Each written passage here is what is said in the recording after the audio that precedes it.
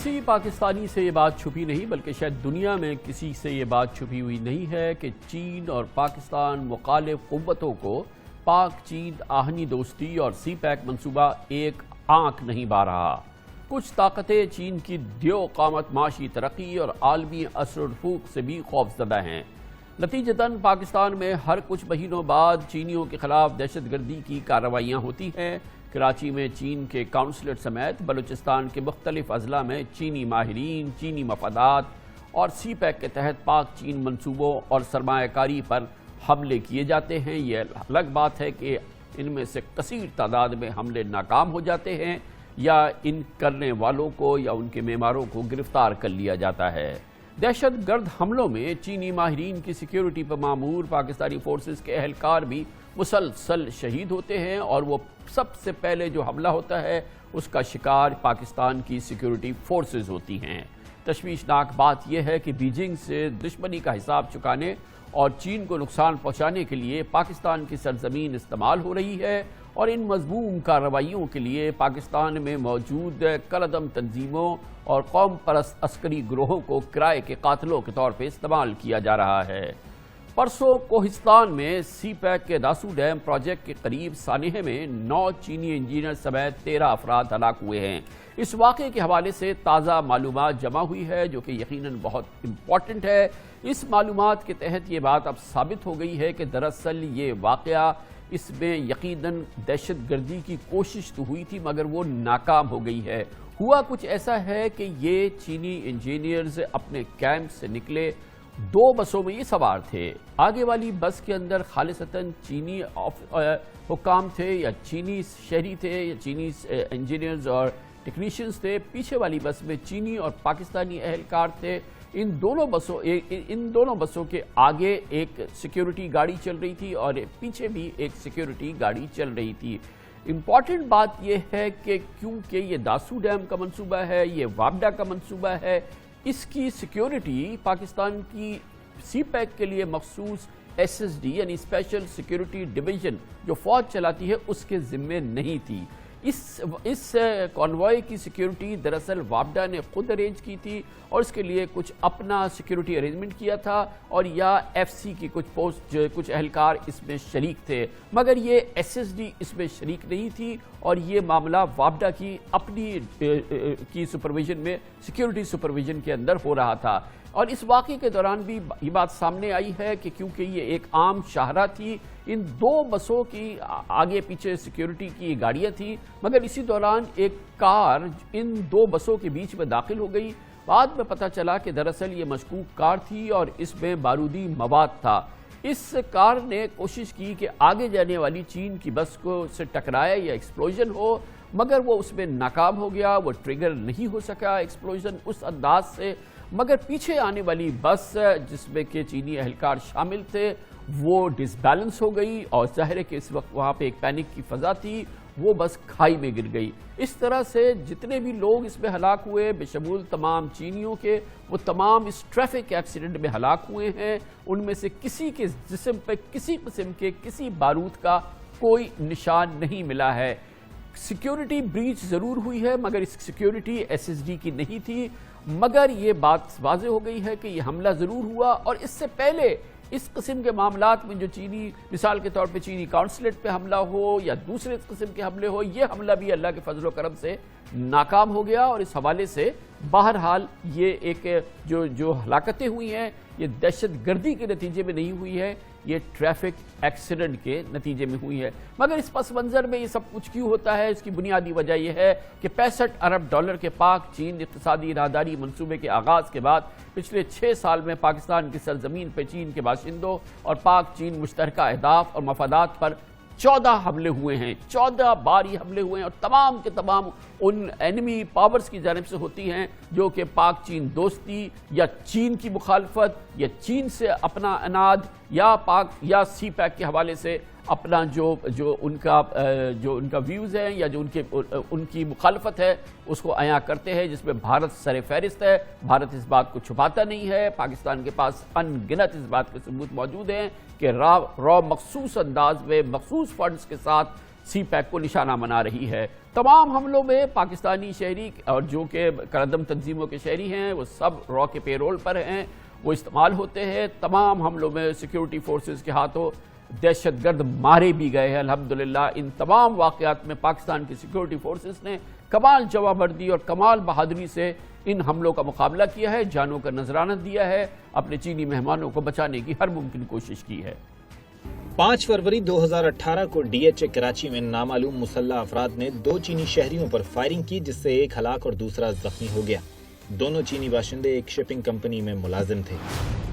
11 اگست 2018 کو کوئٹہ کے قریب دالبندین میں خودکش حملہ آور نے چینی انجینئروں کی بس کو نشانہ بنانے کی ناکام کوشش کی، تاہم حملے میں 3 چینی انجینئر سمیت 6 افراد زخمی ہو گئے تھے۔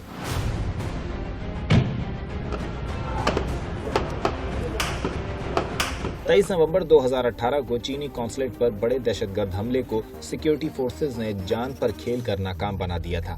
1 گھنٹے تک جاری رہنے والی فائرنگ کے تبادلے میں 3 دہشت گرد مارے گئے تھے، 2 پولیس اہلکار اور 2 شہری شہید ہوئے تھے۔ خوش قسمتی سے اس حملے میں کوئی چینی شہری زخمی بھی نہیں ہوا۔ یہ پوری کوشش ہوئی ہے جو آج صبح حملہ ہوا ہے، جو چائنا اور پاکستان کی جو ہماری تعلقات ہیں، جو ٹریڈ اگریمنٹس ہیں، سی پیک ہے، یہ سوچ سمجھ کے ہمارے دشمنوں نے کیا ہے اس کو سیبوٹاج کرنے کے لیے۔ 11 مئی 2019 کو بی ایل اے کے دہشت گردوں نے پرل کانٹیننٹل ہوٹل گوادر پر حملہ کر کے عملے کو یرغمال بنانے کی کوشش کی تھی۔ مبینہ طور پر ہوٹل میں چین کے سفیر کی موجودگی کی جھوٹی اطلاع تھی۔ سیکیورٹی فورسز نے 5 گھنٹے کارروائی کر کے 3 دہشت گردوں کو مار ڈالا تھا۔ آپریشن میں 1 نیوی اہلکار اور ہوٹل کے 3 سیکیورٹی گارڈ سمیت 5 افراد شہید ہوئے تھے۔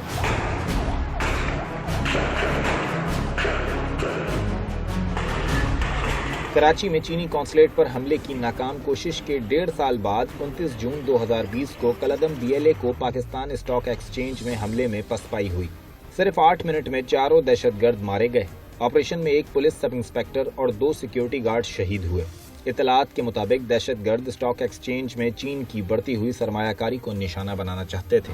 ان کا صرف ایک ایم تھا کہ اسٹاک ایکسچینج کے اندر جا کے اور وہاں ان کو ہاسٹیج رکھتے اور بے قصور لوگوں کو قتل کرتے۔ ہمارا ہمسایہ ملک ہندوستان پاکستان کو ڈی سٹیبلائز کرنے کے لیے انہوں نے بڑا پلان بنایا ہوا تھا۔ 2.5 ماہ قبل 21 اپریل کو کوئٹہ کے سرینا ہوٹل کی پارکنگ میں خودکش حملہ کیا گیا، جس کے نتیجے میں 5 افراد جاں بحق اور 11 زخمی ہوئے۔ کالعدم ٹی ٹی پی نے حملے کی ذمہ داری قبول کی تھی۔ دہشت گردوں کا نشانہ چینی سفیر سمیت اعلیٰ حکام تھے، لیکن دھماکے کے وقت چینی وفد ہوٹل میں موجود نہیں تھا۔ پاکستان میں چینی باشندوں اور سی پیک منصوبوں میں رکاوٹ ڈالنے کے لیے حملوں کی ذمہ داری کالعدم تحریک طالبان، کالعدم بلوچ عسکری تنظیمیں یا فرقہ وارانہ اور قوم پرست عسکری گروہ قبول کرتے ہیں۔ البتہ کوہستان واقعے کی تاحال کسی نے ذمہ داری قبول نہیں کی، لیکن چین کے بعد پاکستان بھی اس سانحے کو دہشت گردی کے تناظر میں دیکھ رہا ہے۔ چین کے سرکاری اخبار گلوبل ٹائمز میں آج شائع ہونے والی رپورٹ کے مطابق کوہستان حملہ سی پیک منصوبوں کی تیز رفتار تکمیل کو نقصان پہنچانے کی سازش ہے، جس میں بلوچ عسکری گروپس اور کالعدم ٹی ٹی پی کے ملوث ہونے کے امکانات ہیں۔ وزیر اعظم عمران خان نے آج چینی ہم منصب کو ٹیلی فون کر کے داسو واقعے پر دلی تعزیت کی۔ وزیر اعظم نے داسو واقعے کی مکمل تحقیقات کی یقین دہانی کراتے ہوئے پاکستان میں مقیم چینی باشندوں اور مختلف منصوبوں پر کام کرنے والے چینی ورکرز کو تحفظ کا فراہم کرنا حکومت کی اولین ترجیح ہے۔ آج یہ وزیر اعظم کی جانب سے چینی وزیر اعظم کو یقین دہانی کرائی گئی۔ اس پورے موضوع پہ بات کرنے کے لیے ہم نے دعوت دی ہے عسکری دفاعی اسٹریٹجک امور کے ماہر ہمارے پاکستان کے سابق سیکرٹری دفاع لیفٹیننٹ جنرل ریٹائرڈ نعیم خالد لودھی ہمارے ساتھ موجود ہیں۔ بہت بہت شکریہ جنرل صاحب۔ یقیناً یہ تو ہم اچھی طرح سے سمجھتے ہیں اور شاید دنیا بھی سمجھتی ہے کہ جب اس قسم کے انسیڈنٹس ہوتے ہیں جس میں چائنیز کو نشانہ بنایا جاتا ہے اور آؤٹ رائٹ ٹیررزم ہوتی ہے، اس کا پس منظر کیا ہے، لیکن بہرحال یہ ہمارے لیے ایک سبکی کا سامان ہوتا ہے، ہمارے لیے ایک پریشانی کا سامان ہوتا ہے۔ کیا چینی مہمان جو کہ ہمارے اتنا بڑا کرٹیکل ہمارے منصوبوں پہ کام کر رہے ہیں وہ نشانہ بنتے ہیں؟ جی آپ ٹھیک کہہ رہے ہیں۔ آپ نے اپنے انٹرو میں چونکہ پورا پس منظر پیش کر دیا ہے، بتا دیا ہے کہ یہ سی پیک کس کس کے مفاد میں نہیں ہے، اور بلکہ سر عام آپ کو پتہ ہے کہ آپ نے صرف ہندوستان کا نام لیا، امریکہ نے بالکل اوپنلی کہا ہے کہ وہ ان کے مفاد میں نہیں ہے، اور این ڈی ایس جو ہے جو افغان حکومت کی انٹیلیجنس ایجنسی ہے وہ بالکل را کے ساتھ ہینڈ گلو ہے۔ تو یہ اور کوئی ایک آدھ اور بھی انٹیلیجنس ایجنسی ہو سکتی۔ تو آپ یہ دیکھیے کہ آئی ایس آئی اور ہماری انٹیلیجنس جو ایجنسیز ہیں ان کا مقابلہ کن لوگوں سے ہے، کتنی بڑی بڑی یہ انٹیلیجنس ایجنسیز ہیں، تو اس کے باوجود پھر آپ نے خود ہی بتایا کہ کتنے حملے ناکام بنا دیے گئے اور کتنے چند جو ہیں کامیاب ہوئے. لیکن یہ تمام باتوں کے باوجود جو آپ نے آخر میں بات کی ہے بالکل درست ہے کہ چینی جس طریقے سے ہمارے ساتھ مل کے کام کر رہے ہیں، جب وہ ہماری سرزمین پر ہوں تو ہمارے پوری ذمہ داری ہے کہ ان کی حفاظت کریں. اور جب بھی کوئی لیپس ہوتا ہے، چاہے وہ 9 دفعہ آپ نے ان کو بچا لیا، 10ویں دفعہ ہو گیا، تب بھی وہ قابل افسوس ہے. اور اس کی میرا خیال ہے تحقیقات کے بعد آپ کے خیال میں جیل صاحب کیا کیونکہ یہ سی پیک کے منصوبے ہیں، یہ تمام چائنیز جو ہیں وہ سی پیک منصوبے جو پاک چین مشترکہ منصوبے ہیں، مشترکہ معاملات ہے، ظاہر ہے کہ فی الحال یہ سیکیورٹی ہمارے پاس ہے، لیکن چائنیز بھی ایکسپرٹیز ہے، چائنیز ٹیکنالوجیکلی بہت زیادہ ایکوپڈ ہیں. کیا یہ حالات اس بات کا اجازت دیتے ہیں کہ ہم اس سیکیورٹی وائز جو ہے ہمارا کوآپریشن زیادہ بہتر ہو سکے ہماری، اور اس حوالے سے جو اس میں ہولز ہیں یا گیپس ہیں وہ ہم مل کے ایک جوائنٹ سیکیورٹی نیٹ ورک بنا سکیں؟ جی بالکل، آپ بڑی اچھی تجویز ہے. یہ صرف اس کی موجودی نہیں اسپیس، بلکہ یہ عین ضرورت ہے اس وقت. اور صرف ایک ہی اس میں مسئلہ ہے کہ پاکستان کو ایک قدم آگے بڑھ کر اس چیز کا تقاضا کرنا پڑے گا، یہ ڈیمانڈ کرنا پڑے گا، کیونکہ چائنیز جو ہے ان کی آپ کو پتا ہوگا کہ ان کی جو ڈپلومیسی بڑی سٹل ہے. یہ ایسے اپ فرنٹ اور آگے کھل کے بات نہیں کرتے. آپ کو خود بتانا ہوگا کہ آئیں جی ہم اس میں تعاون کریں، کیونکہ آپ کو پتا ہے چائنا اوپنلی کسی کے ساتھ ایسے معاہدے بھی نہیں کرتا. تو پاکستان بہت قریبی دوست ہے چائنا کا. پھر بھی میرا خیال ہے کہ یہ ہمارے کاندھوں پہ رسپانسبلٹی آتی ہے کہ ہم چائنا سے ڈیمانڈ کریں. ان کے پاس بہت ٹیکنالوجی ہے، سب کچھ ہے. ایک بات تو معلوم ہے ہمیں کہ چائنا نے آفر کی تھی کہ سی پیک کی جو ذمہ داری ہے وہ خود اٹھانے کو تیار تھے سیکیورٹی کی، لیکن وہ ہم نے خود انکار کیا تھا اور صحیح کیا تھا. ہم نے کہا تھا کہ ہم خود اہل ہیں اس کی سیکیورٹی کے. لیکن یہ جو آپ بات کر رہے ہیں ٹیکنیکل پوائنٹ آف ویو سے، آپس میں کوارڈینیشن کے پوائنٹ آف ویو سے، انٹیلیجنس کے پوائنٹ آف ویو سے، ابھی بھی مجھے لگتا ہے کہ ہماری انٹیلیجنس کی کوارڈینیشن ان لوگوں سے زیادہ ہے جو کہ سی پیک کے اگینسٹ ہیں، بجائے اس کے کہ ان کے ساتھ ہو جو کہ سی پیک بنا رہے ہیں ہمارے ساتھ مل کے. تو یہ پوائنٹ میں بالکل آپ کا مانتا ہوں، اور اس میں میرا خیال ہے کہ یہ اچھا ایک مشورہ ہے. یہ جو ہے نا اس کا پیراڈائم بھی کافی حد تک چینج ہو چکا ہے. جب سی پیک شروع ہوا تو یہ کیفیت نہیں تھی، ایک جنگ کی کیفیت نہیں تھی چین اور بھارت کے درمیان، ایک باقاعدہ ملٹری کانفرنٹیشن نہیں ہوئی تھی چین اور بھارت کے درمیان، آئی بال ٹو آئی بال چینی اور بھارت کی فوجیں نہیں تھی جیسی آج ہیں. اور پھر بھارت کو بہت بڑا نقصان چین کے ہاتھوں نہیں ہوا تھا جیسا اب ہوا ہے.